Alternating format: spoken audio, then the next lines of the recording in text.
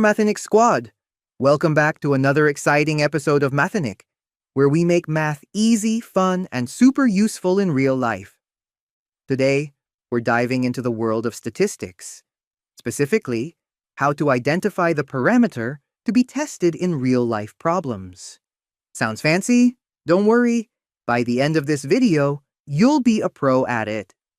So, let's get started. Before we jump into real-life examples, let's quickly understand what a parameter is.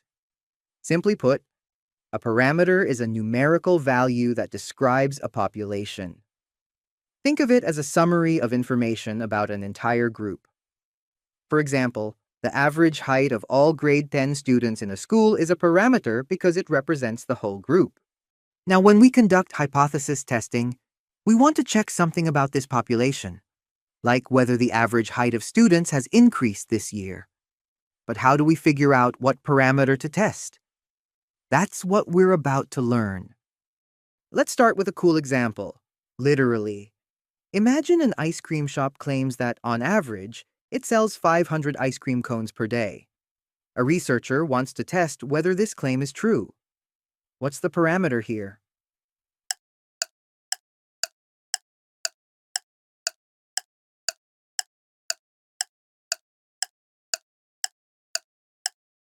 If you said the average number of ice cream cones sold per day, you got it right. The parameter we're testing is the mean number of ice cream cones sold per day. Here's another one. A school principal claims that 85% of students pass the final math exam. A group of researchers decides to check whether this is accurate. What's the parameter here?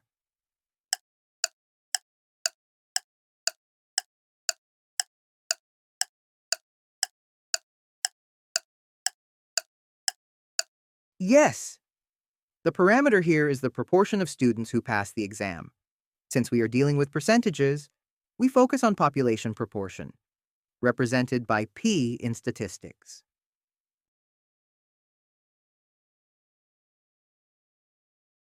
Last one. A company claims that its new phone battery lasts an average of 12 hours. A group of tech reviewers wants to verify this. What's the parameter in question?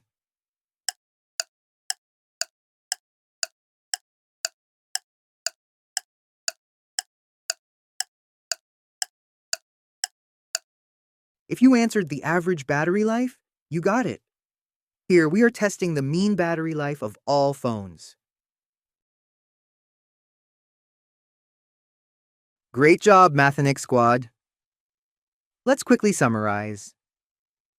When we test averages, we focus on the population, mean, MU. When we test proportions, we focus on the population proportion, UIFW. The key is to identify what we're measuring. Is it an average or a proportion?